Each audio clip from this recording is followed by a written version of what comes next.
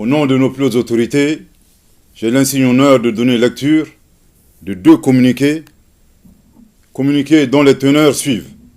Communiqué numéro 064 du gouvernement de la transition.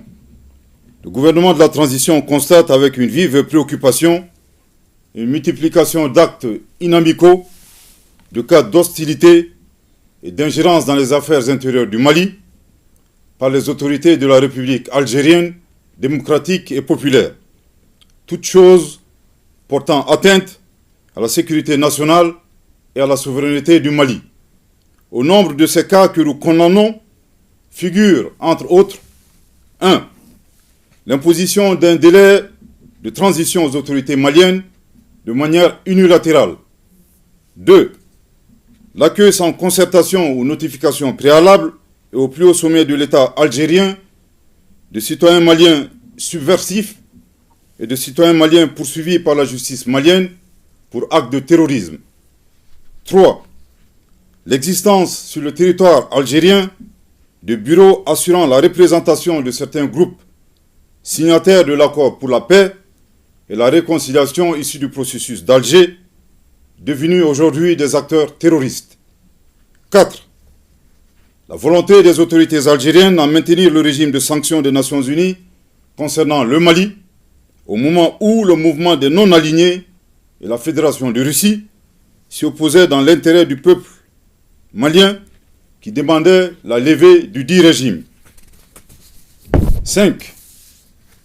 La main cachée des autorités algériennes dans une manœuvre consistant à imposer un chapitre sur le Mali dans le document final du sommet du mouvement des non-alignés à Kampala en Ouganda sans le consentement des autorités maliennes. À l'argument des autorités algériennes, selon lequel elles ne sont pas à l'initiative du chapitre contesté sur le Mali, il est utile de leur demander la raison pour laquelle elles ont été les seules à s'opposer au niveau des experts à l'amendement proposé par le Mali, en affirmant que toute modification de la rédaction contestée devrait recueillir au préalable l'assentiment des plus hautes autorités algériennes. Après analyse de ces cas, il ressort une perception erronée des autorités algériennes qui considèrent le Mali comme leur arrière-cour ou un État paillasson sur fond de mépris et de condescendance. Par ailleurs, le gouvernement de la transition prend à témoin l'opinion nationale et internationale et les invite à constater l'écart entre les manœuvres d'hostilité des autorités algériennes d'une part et d'autre part, la responsabilité qui leur incombe au moment où elles siègent au sein du Conseil de sécurité des Nations Unies, l'instance chargée principalement du maintien de la paix et de la sécurité internationale. Le gouvernement de la transition, tout en condamnant cette attitude, exige des autorités algériennes de cesser immédiatement leur hostilité. En outre, les relations de bon voisinage exigent des comportements responsables qui doivent être guidés par le sens de l'empathie et le respect mutuel. Le gouvernement de la transition serait curieux de savoir le sentiment des autorités algériennes si le Mali devrait accueillir au plus haut sommet de l'État des représentants du mouvement pour l'autodétermination de la Kabylie. Le gouvernement de la transition saisit cette occasion pour rappeler aux autorités algériennes les relations séculaires et fraternelles qui existent entre le peuple malien et le peuple algérien. L'un des points majeurs de l'amitié entre les deux peuples frères remonte à la guerre d'Algérie, lors de laquelle le Mali a notamment offert son territoire comme base arrière aux Moudjahidines, ouvrant ainsi un front sud. Participer aux affrontements armés contre le colonisateur français en déployant des combattants maliens aux côtés des Moudjahidines sur le territoire algérien pour défendre la liberté et la dignité des Algériens. Défendu la cause algérienne dans toutes les instances diplomatiques jusqu'au recouvrement de leur indépendance. Le Mali invite les autorités algériennes à se remémorer également leurs responsabilités dans la détérioration de la situation sécuritaire au Sahel. S'il est vrai que l'intervention de l'organisation du traité de l'Atlantique Nord, OTAN, a exacerbé la menace terroriste, il n'en demeure pas moins que c'est l'installation dans le Sahara du groupe salafiste pour la prédication et le combat, le GSPC algérien, puis son allégeance à Al-Qaïda, qui marque l'avènement du terrorisme international dans la région. Le Mali réaffirme son attachement à la promotion des relations amicales et harmonieuses avec l'ensemble des États du monde, sous respect des principes guidant l'action publique au Mali, définis par son Excellence le colonel Assimi Goïta, président de la transition chef de l'État, à savoir le respect de la souveraineté du Mali, le respect des choix de partenariat et des choix stratégiques du Mali, et enfin la prise en compte des intérêts du peuple malien dans toutes les décisions.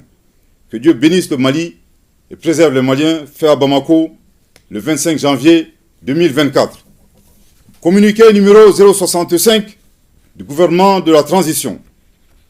Le gouvernement de la transition, dans le cadre de la mise en œuvre de l'accord pour la paix et la réconciliation au Mali issu du processus d'Alger, signé en 2015, partage avec l'opinion nationale et internationale les faits graves ci-dessous.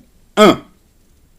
Le changement de posture de certains groupes signataires de l'accord pour la paix et la réconciliation au Mali, issu du processus d'Alger, devenus des acteurs terroristes et poursuivis par la justice malienne, après avoir commis et revendiqué des actes terroristes.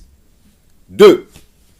L'incapacité de la médiation internationale à assurer le respect des obligations incombant aux groupes armés signataires, malgré les plaintes formulées par le gouvernement de la transition à travers la lettre du ministre de la Réconciliation, de la Paix et de la Cohésion nationale, chargé de l'accord pour la paix et la réconciliation nationale, en date du 24 février 2023, adressé aux autorités de la République algérienne, démocratique et populaire, chef de file de la médiation internationale. 3. Les actes d'hostilité et d'instrumentalisation de l'accord de la part des autorités algériennes, dont le pays est le chef de file de la médiation internationale, tel que mentionné dans le communiqué numéro 064 du 25 janvier 2024 du gouvernement de la transition. Au regard de ces faits suffisamment graves précités, le gouvernement de la transition constate l'inapplicabilité absolue de l'accord pour la paix et la réconciliation au Mali issu du processus d'Alger, signé en 2015, et par conséquent annonce sa fin avec effet immédiat. Je répète, au regard de ces faits suffisamment graves précités, le gouvernement de la transition constate l'inapplicabilité absolue de l'accord pour la paix et la réconciliation au Mali, issu du processus d'Alger, signé en 2015, et par conséquent annonce sa fin avec effet immédiat. Je répète pour une dernière fois. Au regard de ces faits suffisamment graves précités, le gouvernement de la transition constate l'inapplicabilité absolue de l'accord pour la paix et la réconciliation au Mali, issu du processus d'Alger, signé en 2015, et par conséquent annonce sa fin avec effet immédiat. Le gouvernement de la transition rassure de sa volonté à œuvrer pour le règlement pacifique de la crise malienne en tirant les enseignements des accords précédents et en consolidant leurs acquis. En outre, il invite tous les groupes signataires du caduc accord de paix, non impliqués dans le terrorisme, ainsi que les partenaires du Mali, à s'inscrire dans l'esprit du dialogue direct intermalien, ouvert à tous nos compatriotes, épris de paix et de justice, annoncé par son Excellence, le colonel Assimi Goïta, président de la transition chef de l'État, le 31 décembre 2023. Le gouvernement de la transition saisit cette occasion pour appeler les Maliens à renforcer la cohésion nationale et à promouvoir le dialogue et la paix. Que Dieu bénisse le Mali et préserve les Maliens, fait à Bamako le 25 janvier 2024. Merci de votre très aimable attention. Monsieur le ministre, merci.